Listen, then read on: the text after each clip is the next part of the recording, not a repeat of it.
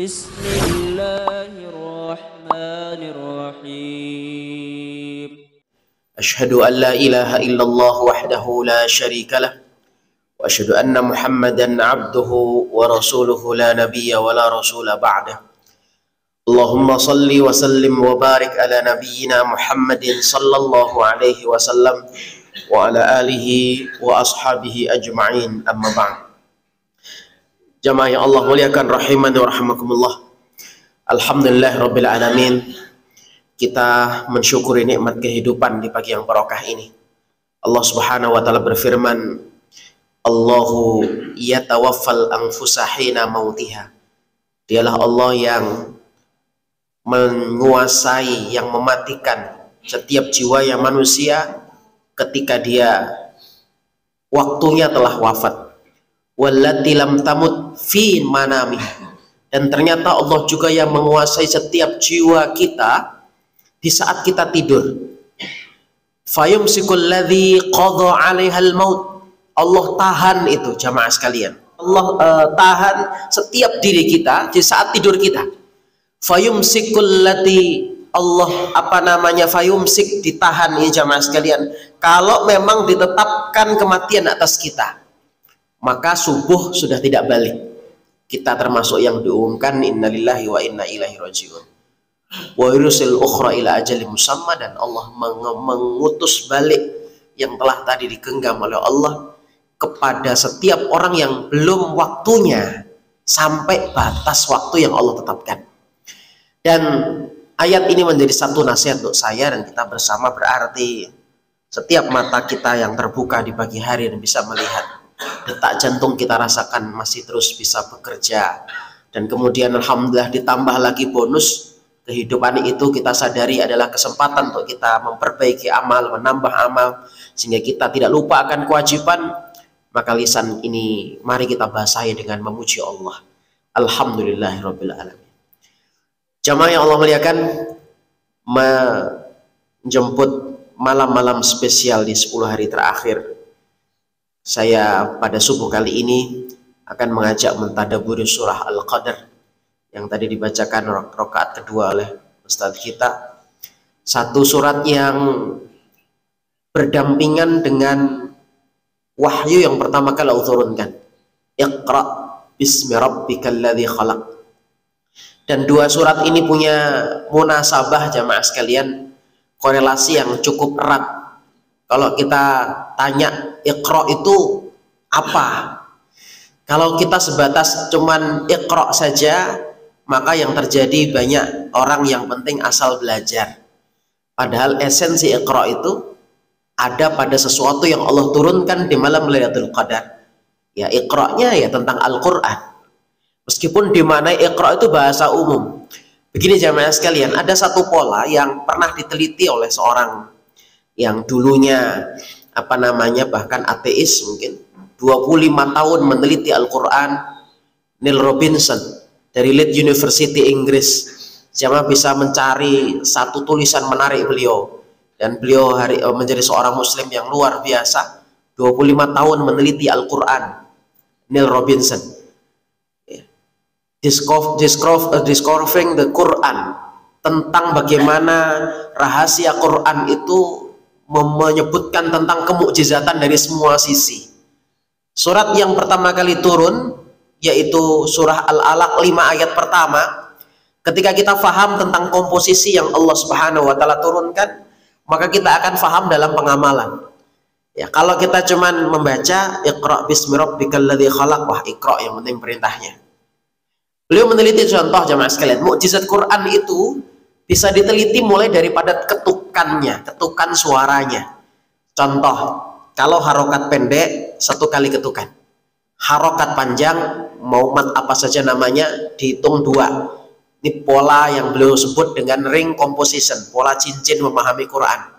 Al-Baqarah 286 dibagi 2, tengah-tengahnya 143. Disitulah pertama kali Allah menyebut ummatan wasaton setelah menceritakan tentang Bani Israel, tentang Adam, tentang Nabiullah Ibrahim alaihissalam, umat pertengahan di tengah-tengah Al-Baqarah. Setelah itu persis ayat 185-nya Allah merubah arah kiblat dari Masjidil Aqsa ke Masjidil Haram. Di tengah-tengahnya nanti ada intinya. Jadi ada seperti cincin begini, nah di tengah-tengahnya itu intinya.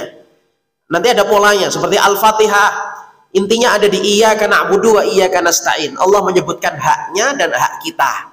Kalau ayat sebelumnya menceritakan hak Allah semua, Ar-Rahmanur Rahim Allah, Malik Yaumiddin Allah. Setelahnya menyebutkan tentang makhluknya, ihdinas siratal mustaqim, kita semua yang perlu hidayah. Siratal ladzina an'amta 'alaihim menyebut manusia, orang-orang yang dapat nikmat. Ghairil maghdubi 'alaihim mencerita tentang manusia, Yahudi dan Nasrani.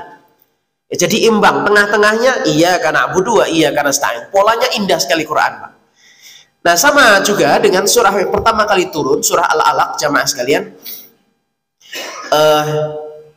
Jadi sebelum saya lanjutkan, jadi ini perbedaan tadabbur dan tafsir. Kalau tafsirnya insya Allah jamaah sering membahas tafsir, kata Syekh Nu'man Khan, beliau mengatakan tafsir itu akan menambahkan ilmu untuk kita, tapi tadabbur itulah yang nanti akan menggores dan bahkan akan menyentuh hati kita. Jadi setelah kita belajar tafsir, maka dianjurkan untuk tadabbur, Pak. Dan itu nanti ada beberapa rumusnya bagaimana mentadaburi Al-Quran.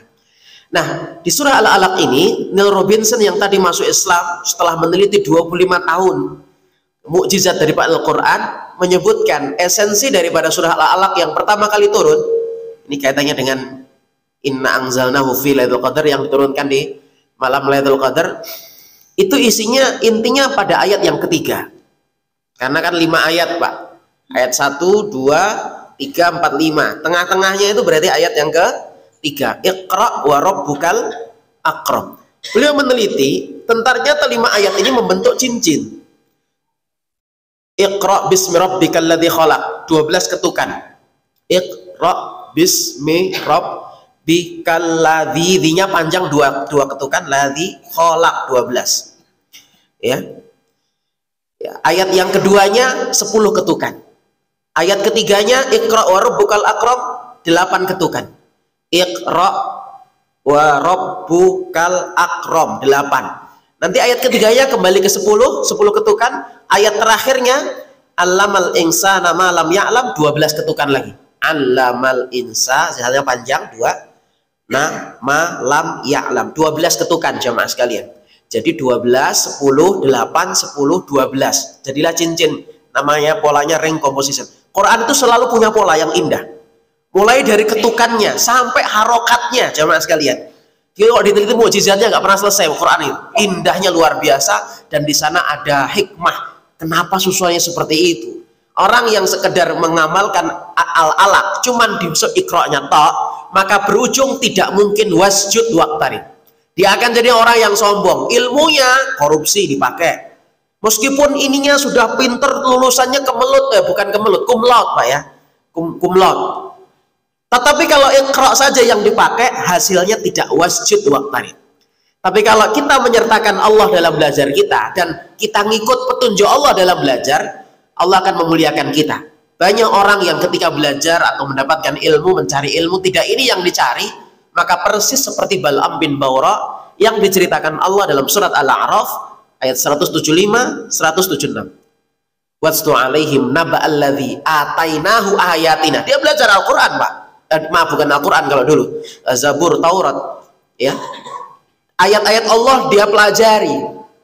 Ya. Tetapi salah dalam belajar. Banyak belajarnya tujuannya untuk mencari secuil kenikmatan dunia. Maka nanti ketika dakwah, tergodanya ya dengan dunia. Fansalaho, dia melepaskan itu ke ilmu yang dia ketahui hanya gara-gara tawaran dunia dari raja yang Nabi Musa mengutus kepadanya. Jamaah, Allah sampai menggambarkan kisah Bal'am bin Bawra ini satu-satunya kisah yang paling tragis jamaah sekalian. Aslinya dia mulia dengan Quran, tapi kemudian dengan kitab Allah, Zabur, Taurat, kemudian Allah hinakan karena dia melepaskannya. Maka perumpamaan dia famasluhu kamatsalil kalbi. Perumpamaan dia seperti anjing. Satu-satunya orang yang disebut anjing dalam Al-Quran namanya Bal'am bin Bawra. Silahkan nanti dibuka tafsirnya, minimal tafsir Ibnu Katsir dari surat Al-A'raf surat 7 ayat 175 sampai 176. Ya. Ini jamaah sekalian karena salah iqra'nya. Iqra' yang benar, wasjud waqtarib. Iqra' yang benar, apa yang paling penting dipelajari? Nah, kaitannya dengan Al-Qadar, yaitu belajar tentang sesuatu yang Allah turunkan di malam Lailatul Qadar, dan dia adalah Al-Qur'an. Dia adalah Al-Qur'an. Belajar Al-Qur'an. Nah, jamaah, ayat ini menarik. Ada yang meneliti sampai kata per kata, jumlah, dan itulah nanti yang memunculkan ijtihad pendapat sebenarnya Lailatul Qadar itu lebih seringnya di tanggal berapa. Surah Al-Qadar itu ada 30 kata. Persis di kata yang ke-27, hiya, si dia yang kita cari. Salamun hiya hatta matla'il fajr. Ini ijtihad Ibnu Abbas. Ketika ditanya oleh Umar bin Khattab, sebenarnya Lailatul Qadar itu cenderung di tanggal mana? Ini pendapat Pak ya? Pendapat. Karena Nabi tidak menyebut tanggal. Taharru Lailatul Qadri fil witril asril awakhir. Cari sungguh-sungguh oleh kalian Lailatul Qadar itu di malam ganjil. Gitu saja cluenya. Malam ganjil kapan? 10 akhir Ramadan. Malam ganjil 10 akhir Ramadan. Maka tanggal 17 tidak termasuk di dalamnya. Nah, kalender kita nuzul Qur'annya tanggal 17 Ramadan. Ini juga pendapat ijtihad, Pak. Makanya PR tuh sekalian, cari tahu kenapa di kalender kita nuzul Qur'annya 17 Ramadan. PR, Pak ya. Jawabannya nanti dikirim ke saya kasih hadiah. Ya, beneran, Pak, saya kasih hadiah buku nanti. Ya, kalau tahu jawabannya, kenapa di kalender kita nuzul Quran 17 Ramadan. Nah, ini PR jamaah sekalian. Nomor HP saya 0811 5 444 512. Beneran, serius saya kasih hadiah buku, Pak. 0811 5 444 512. Ya, yang sudah tahu jawabannya, kenapa nuzul Quran 17 Ramadan? Silahkan kirim ke saya. Ya, paling tidak ada linknya enggak apa-apa, atau enggak Bapak tok voice note. Enggak masalah, insyaallah saya kasih hadiah. Jamaah, saya menyebutkan pendapat yang beda. Kalau 17 PR ya kan? Saya menyebutkan pendapat yang berbeda. Clue tentang Lailatul Qadar itu jamaah sekalian terangkum dengan riwayat yang cukup banyak. Nah, kemarin sore di kajian Himpana di masjid ini saya sampaikan sekilas. Satu, Allah berfirman dalam surah Al-Qadar, Inna anzalnahu fi Lailatul Qadar. Clue turunnya Al-Quran itu adalah malam Lailatul Qadar. Clue pertama. Clue kedua, malam Lailatul Qadar itu sebagaimana hadis yang tadi saya baca. Taharru Lailatul Qadar fil witril asil awakhir. Clue keduanya adalah malam ganjil terakhir. 10 malam terakhir. Clue kedua. Jadi clue pertama Lailatul Qadar. Clue kedua malam ganjil 10 hari terakhir. 17 masuk nggak, Pak? Nah, makanya kita cari tahu, harus tahu ilmunya, Pak. Harus tahu itu, makanya ilmunya tadi PR. Tidak saya serangkan. Ya. Kemudian clue ketiga. Clue ketiga, Nabi pernah mengatakan, kenapa puasa hari Senin? Riwayatnya cukup panjang, tetapi rangkumannya beliau menjawab, inilah hari aku dilahirkan dan inilah di mana hari aku diutus. Ya. Nah, hari diutusnya Nabi berarti hari Senin. Dan ditandai para ulama mengatakan bi'tsatun Nabi SAW, terutusnya Nabi SAW itu dengan nuzulnya Al-Quran, ditandai dengan turunnya Quran ke hati beliau. Quran itu jamaah sekalian turunnya dua proses, satu anzala, dua nazzala. Beda dengan kitab yang lain. Kitab yang lain wa anzalna Taurat, nggak ada nazzala Taurat tuh nggak ada. Atau anzal kitab secara umum. Tapi kalau spesifik Taurat, Injil tidak ada pakai nazzala. Kenapa? Nazzala itu proses turunnya yang berangsur-angsur atau berkali-kali. Kalau nazzala wazan fa'ala. Anzala wazannya af'ala. Ya, kita bicara wazan. Wazan itu kalau bahasa jahit menjahit pola, Pak. Biasanya orang kalau membuat baju kadang gunting koran dulu bentuknya diceplak gitu ya. Nah, itu wazan. Ini dalam ilmu shorof namanya wazan, timbangan. Af'ala, anzala itu pekerjaan yang sekali. Ya. Saya mengajar sama memberitahu itu beda, Pak. Kalau memberitahu kadang sekali, a'lama. Tapi kalau allama, saya mengajar berulang-ulang. Ya, itu allama, mengajar. Beda, nggak boleh allama diartikan memberitahu. Kalau memberitahu itu a'lama. Tapi kalau allama, mengajar. Karena prosesnya tidak sekali. Sudah paham? Belum, sabar diulang lagi. Sudah paham? Belum ya Pak, diulang lagi, diulang lagi. Nah, itu allama namanya. Allama. Nah, nazzala sama dengan allama, berulang-ulang. Tapi kalau anzala turun sekali. Maka yang dimaksud anzalna di sini adalah proses turun yang pertama kali. Dari Lauhil Mahfud, sebuah tempat yang proteknya luar biasa. Kitabum Maknun ini kitab yang sangat terjamin, terjaga, mulia. Saking mulianya tempatnya mulia, jamaah sekalian. Dulu asalnya Lauhil Mahfud. Ya. Turun ke langit dunia namanya Baitul Izzah. Ini anzala. Proses berikutnya baru nazala, ke hatinya Rasul Shallallahu Alaihi Wasallam. Ya, ke hatinya Rasul SAW. Maka turunnya Quran baik yang anzala atau nazala itu cluenya harinya sama, hari Senin. Ya, dan hitungan bulannya sama, yaitu syahrul Ramadan alladzi unzila fil Quran, di bulan Ramadan. Cluenya demikian.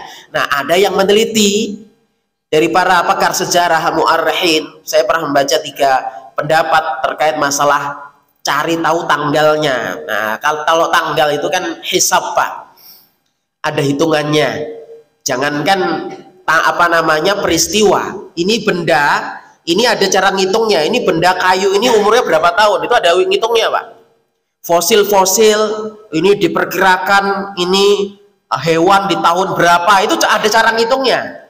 Para pakar sejarah ngerti cara menghitung ini. Batu diteliti, ini batu sudah sekian ribu tahun, itu ada hitungannya. Hari ini sama jamaah sekalian, hari ini banyak kita dibantu oleh metode hisab. Nanti akhir Ramadan ada gerhana matahari total, sudah dihitung. Ya, tahun 2030 akan ada Ramadan 2 kali dalam setahun, sudah ada hitungannya. Awal Januari, pertengahan, Desember bagian akhir, Ramadan lagi. Dan itu terjadi hanya 30 tahun sekali, di Ramadan 2030. Ya, setahun 2 kali, ada hitungannya. Nanti Syawal ada yang Jumat, ada yang Sabtu, ada hitungannya Pak. Ya, tahun ini beda, dihitung, ada hitungannya. Kemenak ngutus tim ru'yat untuk ru'yatul hilal, itu ditanggalin. Kalau nggak ditanggalin, nggak pakai hisab, mereka ngapain nungguin nggak kelihatan hilal? Ya memang belum waktunya. Ya pasti dihitung dulu, barulah ditentukan hari ru'yatul hilal kapan. Ya, prediksi berbeda tahun ini karena diperkirakan untuk wilayah Indonesia derajatnya itu tidak sampai 2 derajat. Itu kemudian. Tapi negara-negara semakin ke arah barat sana semakin terlihat. Ya, semakin ke arah barat sana letaknya, maka semakin terlihat karena pasti di atas 2 derajat. Itu ketika tidak mendung, ya. Nah, jamaah yang Allah muliakan, semua tadi ada hitungannya. Nah, ada yang menghitung hari Senin Ramadan turunnya Quran baik yang anzal atau nazala itu ternyata tidak masuk dalam 17 Ramadan.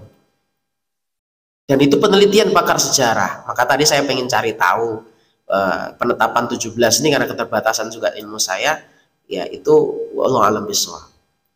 Tadi ada yang menghitung, saya mencari bahwasanya 17 Ramadan tidak termasuk karena Senin Ramadan di saat turunnya anzal al-Quran atau nazzal furqan, al-Furqan juga Al-Quran Pak, itu tidak pada tanggal 17. Wallah, baru 3 pendapat saja karena supaya bisa kita mengambil hikmah dari ayat ini secara lebih luas lagi. Wallahu a'lam bishawab. Jamaah sekalian, ayat ini diawali dengan inna.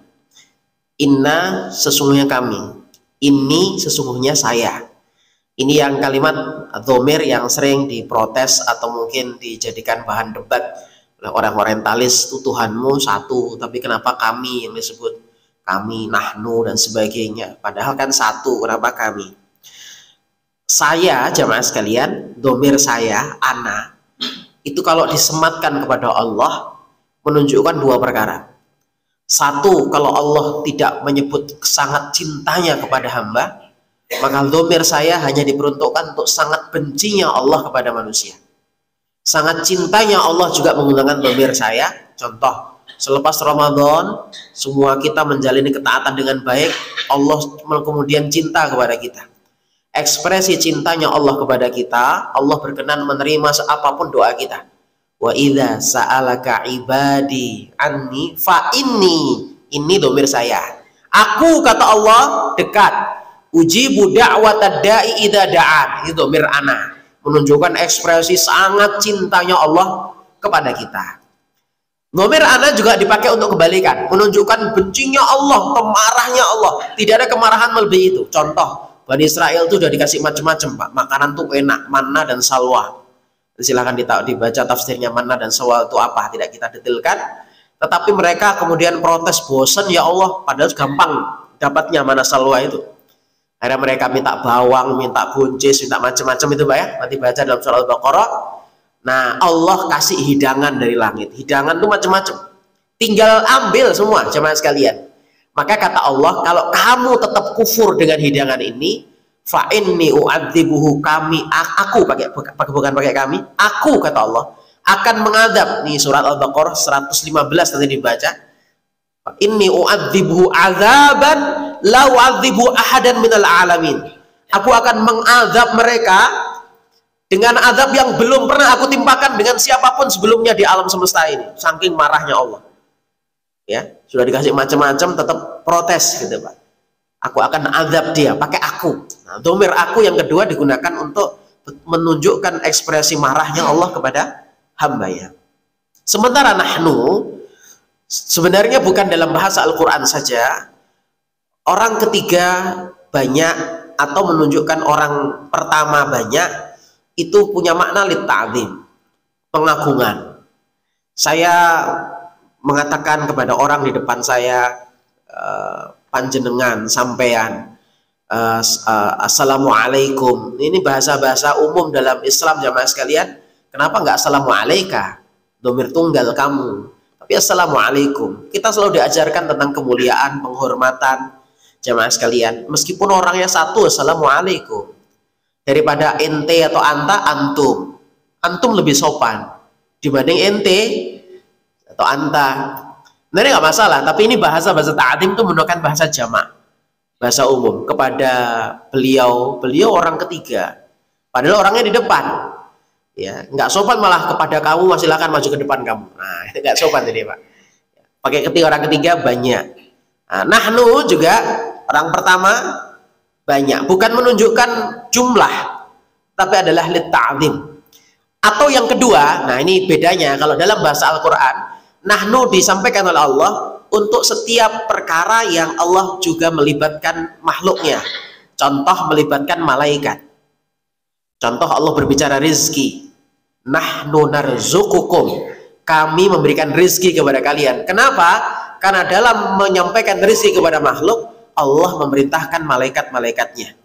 Ya, sama dengan turunnya Quran, Allah mengutus Ruhul Amin, malaikat Jibril, untuk menyampaikan Quran ke hatinya Rasul Shallallahu Alaihi Wasallam. Maka ini salah satu makna penggunaan nahnu. Jadi Allah yang memerintahkan, malaikat kemudian yang melaksanakan. Wallahu a'lam bishawab. Fi Lailatul Qadar. Mana qadar, jamaah sekalian, minimal ada punya 3 makna. Yang pertama, menurut linguistiknya, Pak ya, bahasanya, pertama maknanya sempit, seperti firman Allah di dalam surat At-Talaq, wa man qudira alaihi rizquh, sesungguhnya siapapun yang dia qudira, disempitkan atasnya rizkinya. Nah, qudir, al-qadar sama maknanya, sebuah perkara yang sempit. Kalau kaitannya dengan Lailatul Qadar, sempitnya salah satunya dalam riwayat karena turunnya malaikat yang jumlahnya luar biasa banyak. Nabi sampai mengatakan, adaduhum ka'adalil hisah, jumlah mereka yang turun seperti butiran-butiran pasir. Yang itulah yang nanti ketika di antara ciri Lailatul Qadar, di mana hari tidak terlalu terik, sehingga menjadi bukti malaikat-malaikat yang kembali ke tempatnya masing-masing, membuat berdesak-desaan sehingga sinar matahari pun juga tidak terlalu terik di pagi hari itu. Nah, ini disebut dengan sempit. Sempit itu disebutkan oleh Nabi, tidaklah jarak malaikat satu dengan yang lain saking banyaknya itu, paling jauh sejarak 4 asobi. 4 asobi itu 4 jari-jari, Pak. Itu paling jauh. Ya, paling jauh. Malaikat satu dengan malaikat yang lain. Jaraknya itu cuman arba'atu asobi. 4 jari-jari saja. Saking banyak, Pak. Ramai sekali.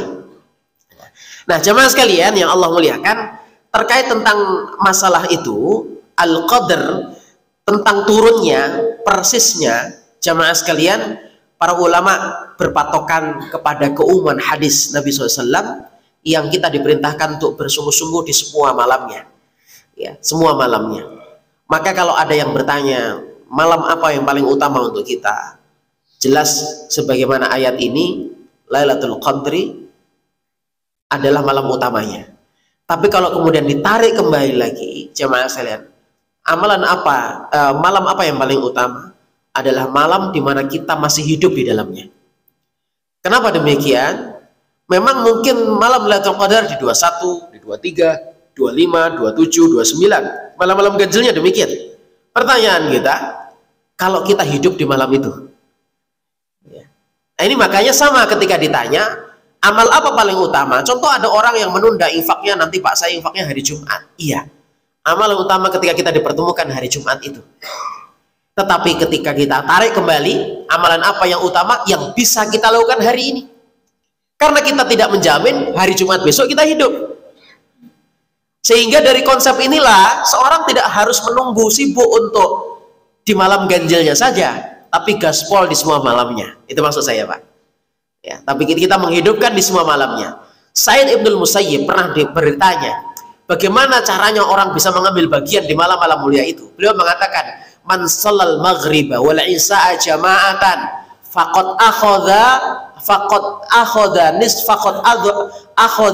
ba'duhu lailatul qadar.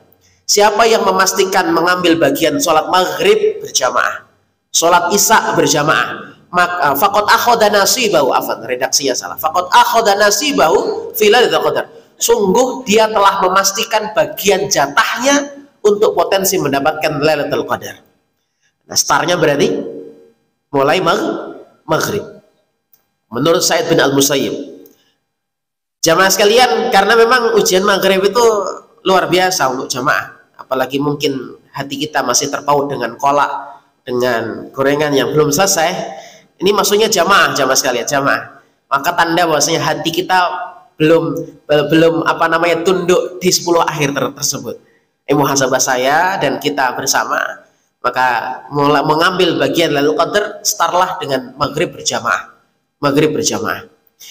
Nah, jamaah yang Allah muliakan, terkait masalah ijtihad Ibnu Abbas bukan menjadi patokan satu-satunya. Ini ijtihad. Begitupun ketika beliau menyebutkan bukan hanya kalimat hiya di kata yang ke-27 dari 30 kata dalam surah Al-Qadar, beliau juga menyebutkan kalimat Lailatul Qadar itu tis'atu akhruf, ada 9 huruf. Lam, ya, lam, alif, lam, qaf, dal, Lailatul Qadar 9. Itu Pak, Lailatul Qadar jumlahnya 9 huruf. Lam, ya, lam, tak marbuto, alif, lam, qaf, dal, ra, Lailatul Qadar. Dan Allah menyebutnya 3 kali. 9 kali 3 27. Ijtihad Ibnu Abbas lagi. Ya, bukan kotak gatuk matuk, bukan ini Pak. Ini beliau ditanya oleh Amirul Mukminin Umar bin Khattab radhiyallahu anhu. Jadi ijtihad Ibnu Abbas. Nah, jadi kalau kita memahami ijtihad itu jamaah sekalian, tidak selalu kemudian kita pahami tekstual. Ya, saya contohkan ijtihad sahabat Ibnu Abbas yang lain. Ibnu Abbas ini sahabat mulia, sahabat yang difahamkan oleh Allah Al-Qur'an, asbab doanya Nabi Sallallahu Alaihi Wasallam, dan itu adalah barokah dari orang tuanya. Abbas saudagar yang cukup sibuk, tapi sesibuk-sibuknya beliau pasti menaruh putranya Ibnu Abbas ini, Abdul Abbas, di majelis Nabi SAW. Sejak kecil di majelis Nabi, potensi selalu mendapatkan usapan tangannya Nabi secara khusus. Dan doanya yang sangat masyhur dari Nabi untuk beliau adalah Allahumma faqihhu fiddin wa 'allimhu ta'wil. Allahumma faqihhu fiddin wa 'allimhu ta'wil.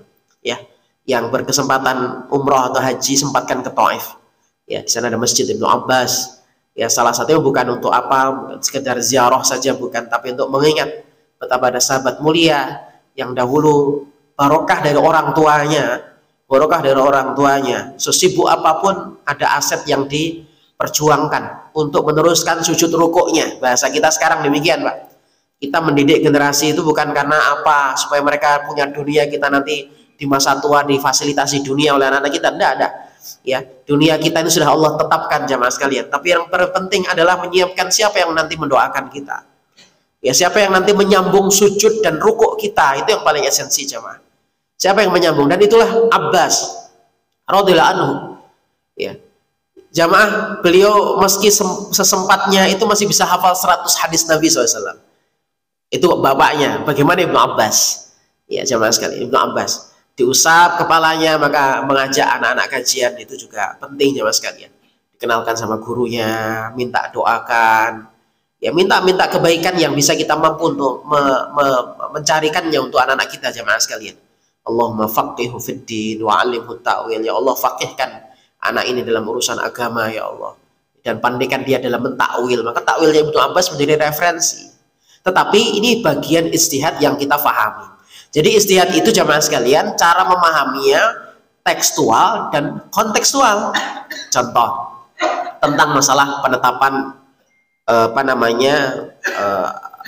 Idul Fitri ataupun yang lain. Hadis yang sangat masyhur pun juga diangkat tentang ijtihadnya sahabat Abdullah bin Abbas radhiyallahu anhu. Ketika beliau mendapatkan tamu sahabat Quraib radhiyallahu anhu yang datang dari Syam. Hadis ini menjadi rujukan pendapat ru'yah lokal. Ru'yah lokal. Jadi ada pendapat ru'yah lokal, ada ru'yah global. Dua pendapat jamaah sekalian.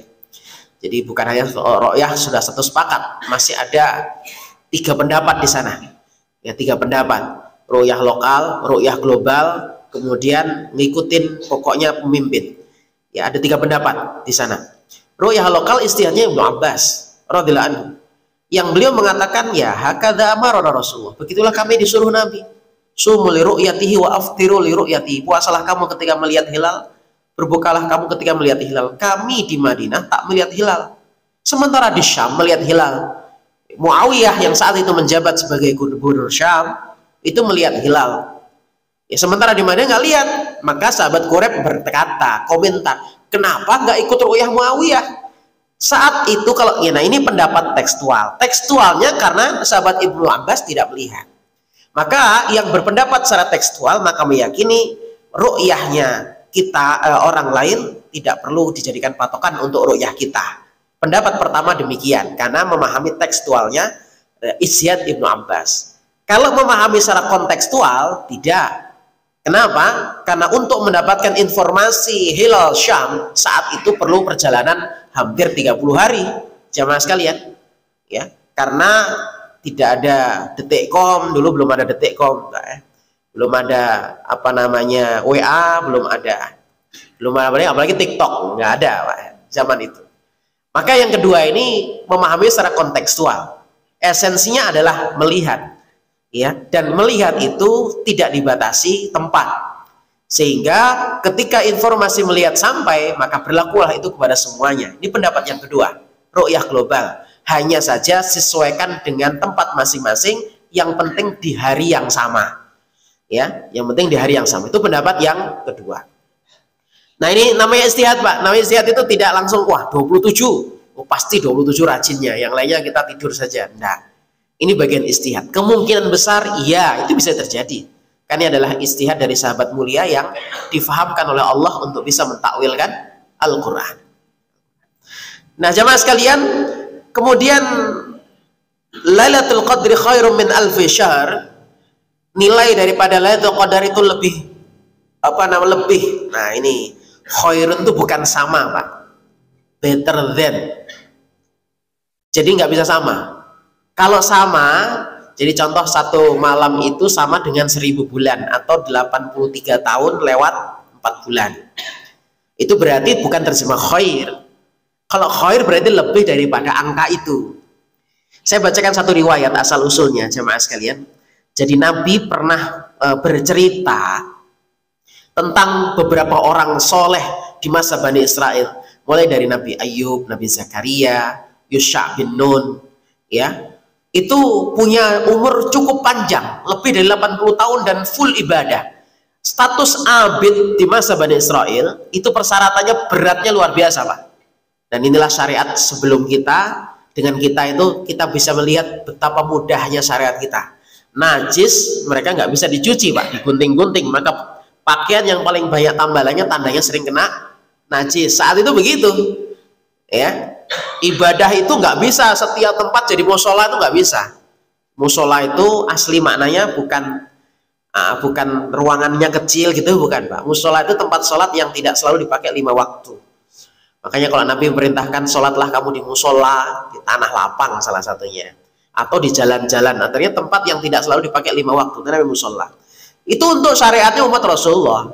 Umat sebelumnya harus di tempat khusus, di mihrab sendiri, di ruangan sendiri, itulah tempat ibadah. Jangan sama dulu status abid itu mereka punya syarat minimal ibadah 80 tahun tanpa maksiat, baru punya status abid. Nggak jujuk-jujuk orang dapat status abid, Pak. Maka sahabat geleng-geleng, ya Allah, mana bisa kita berarti mengungguli amalan orang dulu ya. Nah, maka Rasul kemudian menceritakan, inna Rasulullah SAW uriya a'marun nas qablahu aw ma sya'allahu min dhalik faka'annahu taqasara a'maru ummatihi. Jadi melihat umurnya orang-orang dulu bandingkan dengan umatnya, umur umatnya, ya Allah, pendek sekali. Umur kita, kata Nabi, a'maru ummati ma baina sittina wa sab'in, rentannya hanya 60-70. Allah kemudian menurunkan ayat ini, jamaah sekalian, sebagai sebuah hadiah istimewa. Mungkin umur umatnya Rasulullah tidak panjang, tapi Allah selalu hadirkan dalam tiap tahun sebuah kebaikan. Kalau orang mendapatkan kebaikan itu nilainya sama dengan abid-abidnya di masa lalu yang ibadahnya lebih 80 tahun. Angka tidak menjadi patokan, jamaah sekalian. Itu bahasa saja untuk menunjukkan sesuatu yang lebih. Khairil Anwar dalam puisinya menggunakan kalimat 1000 juga, Pak. Aku ingin hidup 1000 tahun lagi. Dalam bahasa syair begitu. Akhirnya nanti dipelajari dalam ilmu manik, bayan, balaghah, ilmu balaghah, Pak. Ilmu tentang majaz, sastra dan sebagainya. Jadi seperti angka 7 juga sama, Pak. 7 juga angka unik kalau dalam Al-Quran.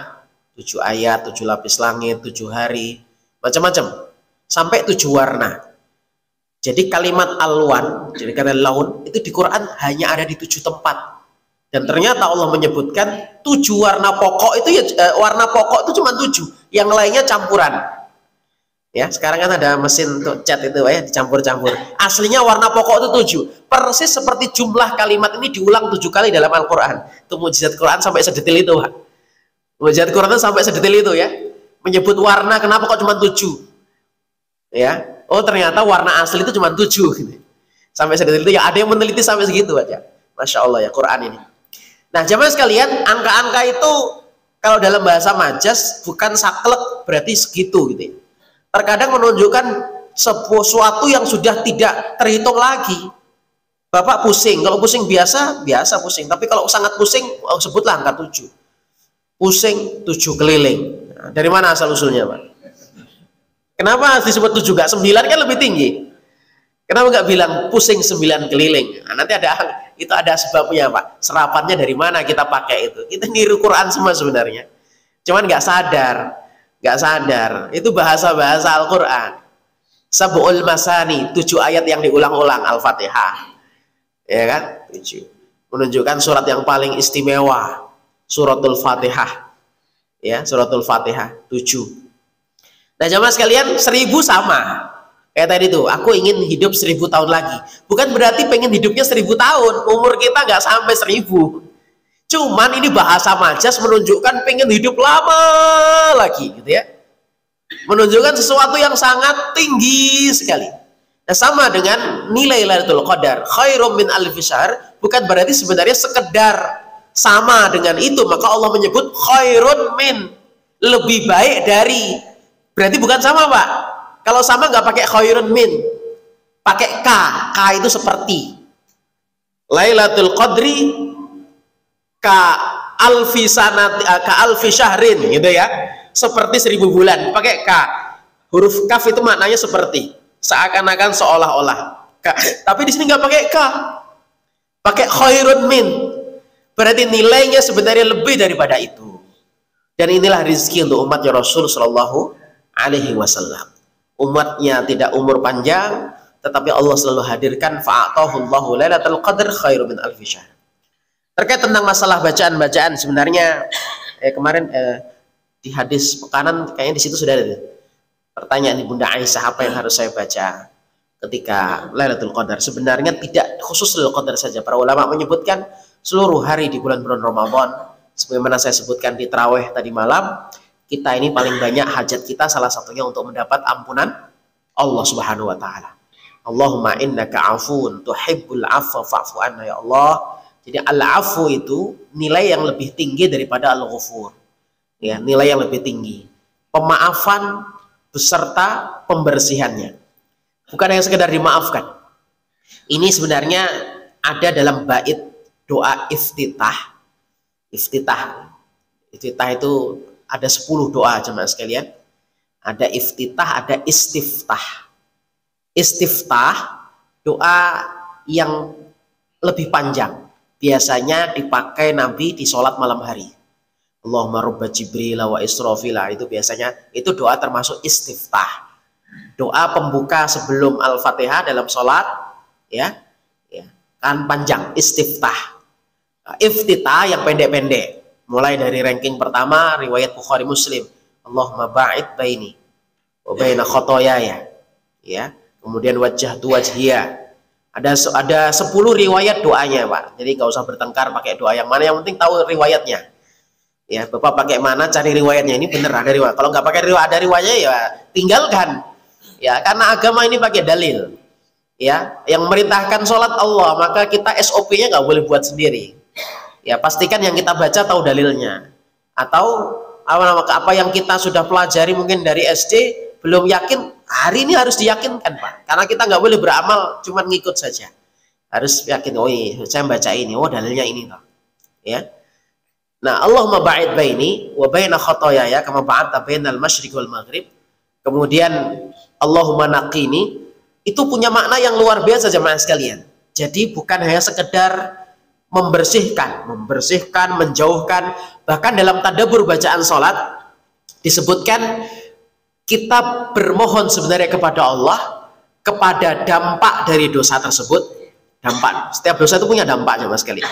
Entah kesulitan-kesulitan apa yang kita hadapi, bisa jadi dampak daripada dosa kita.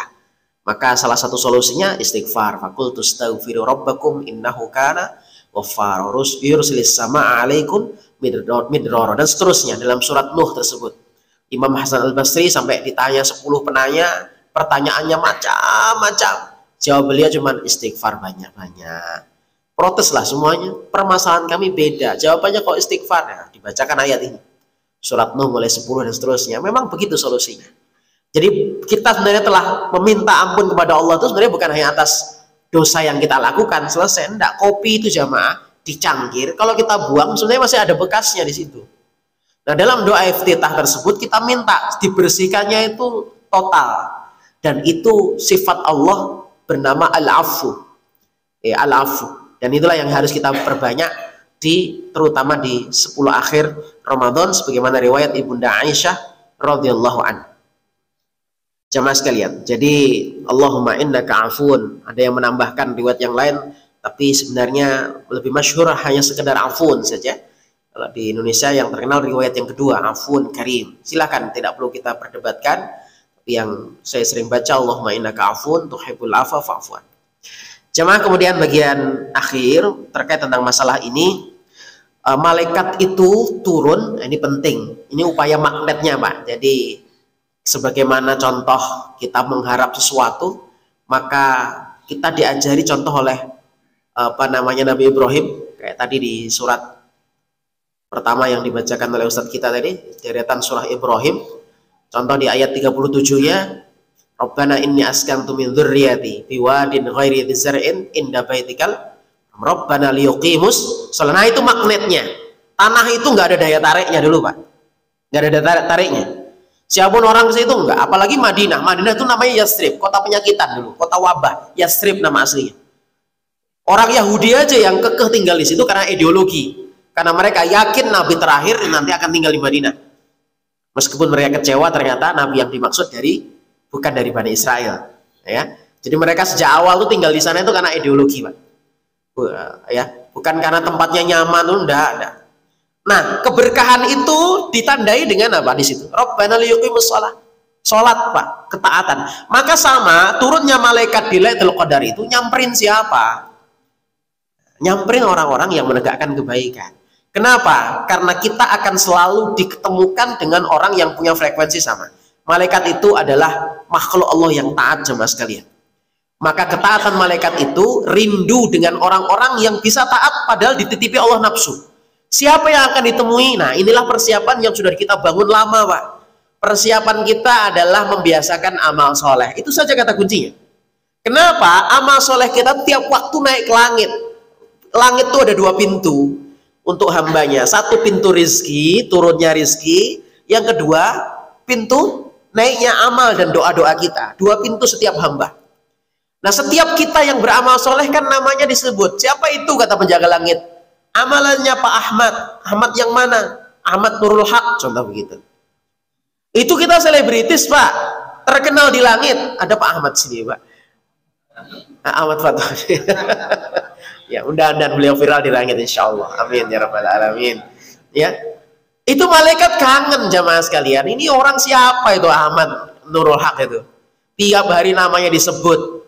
Itu kenapa, Pak? Membiasakan amal soleh. Itulah salah satu potensi orang-orang yang dikatakan oleh Allah salamun hiya hatta matla'il fajar. Disamperin malaikat, didoakan kebaikan sehingga pagi harinya itu tenang. Ciri khas Lailatul Qadar itu nyamperin kita, ada perubahan positif karena rumus kebaikan itu adalah hadirnya kebaikan berikutnya. Fajazaul hasanati al hasanatu ba'daha. Maka tidak mungkin seseorang itu disebut mendapat Lailatul Qadar kalau paginya tambah jadi pembualan. Di warung kopi cerita, aku tadi malam, kayaknya adem hatiku, tapi sambil ngopi. Ya berarti kan tidak puasa hari itu, Pak. Berarti kan itu namanya pembualan. Nah, itu mustahil Lailatul Qadar samperin seperti itu. Ya, nggak mungkin. Nggak mungkin Lailatul Qadar dapat seperti itu. Wah, ceritanya di mana-mana Lailatul Qadar. Nggak perlu cerita, Pak, Lailatul Qadar itu. Karena itu adalah pengalaman spiritual. Kita dia merasakan yang berbuah kepada amal yang lebih baik, lebih tenang hati sehingga mudah memaafkan. Ya nggak ada ceritanya Lailatul Qadar itu dampaknya habis samperin malaikat atau tambah kamu nggak akan saya maafkan seumur hidup saya, itu nggak mungkin. Pasti akan hatinya dilembutkan oleh Allah Subhanahu Wa Taala. Karena malaikat itu begitu. Jemaah sekalian, jangankan urusan langit dan bumi, di dunia saja kita ini selalu akan dipertemukan dengan siapapun yang punya frekuensi yang sama. Orang punya motor gede, nggak mungkin kemudian kumpulannya sama tukang becak, karena nggak nyambung biasanya jemaah sekalian. Itu pencinta rawon, ketemu lagi nanti pencinta rawon. Itu makanan, masalah makanan, Pak. Dimanapun ada rawon buka, ketemu Bapak itu. Kok sampai ada lagi di sini pencinta rawon? Nah, begitulah ahlu ta'ah jamaah sekalian. Al-arwahu junudun mujannadah. Ruh-ruh orang yang beriman itu seperti tentara yang dibariskan, baret hijau, baret merah, baret merah. Seperti itu jamaah sekalian. Selalu akan mengenali. Nah, gimana berarti pengen dikenali malaikat? Ya mulai hari ini ketaatan itu kita bangun supaya setiap amal yang tiap hari naik ke langit itu membuat kita akan potensi disamperi oleh para malaikat. Jadi disamperin itu bukan berarti nunggu ada bisikan angin atau apa, enggak, Pak. Ya, tidak perlu kita menunggu seperti itu. Langsung aja, tandanya kita tenang beribadah, kita nyaman melaksanakan taat, tidak gelisah meski di Nurul Haq nih sinyalnya susah, itu nggak gelisah, Pak. Malah alhamdulillah tempat enak iktikaf berarti. Tempat enak iktikaf itu di sini salah satunya, Pak. Kenapa, Pak? Karena sinyalnya kacau, ya. Kalau di tempat lain kan sinyalnya lancar. Wah, itu malah iktikafnya nggak jadi iktikaf di masjid, cuman khusuknya 24 jam depan HP kan, ya lain iktikaf. Gimana mau salamun ya hatta matalil fajar, yang nyapa ya artis-artis di TikTok atau mungkin para konten kreator di TikTok atau di YouTube ya, yang menyapa kita, bukan malaikat yang menyapa jadinya. Alhamdulillah ini ya rekomendasi ya iktikaf di Nurul Haq. Ya, karena kaitannya dengan lebih khusuk kembali kepada zaman dulu ya. Mudah-mudahan bermanfaat apa yang kami sampaikan pagi hari ini jamaah sekalian. Jadi biasakan itu saja, banyak berdoa. Allahumma innaka afun tuhibbul afwa. Dan Allah memberikan kebaikan untuk kita semua jemaah sekalian, mendapatkan rezeki hadir di malam Lailatul Qadar, mengisi dengan kebaikan dan ketaatan, dan Allah memberikan kekuatan itu kepada kita semuanya. Demikian jemaah sekalian, Rabbana taqabbal minna innaka antas samiul alim wa tub alaina innaka antat tawwabur rahim. Subhanakallahumma bihamdika asyhadu an la ilaha illa anta astaghfiruka wa atubu ilaik. Assalamualaikum warahmatullahi wabarakatuh.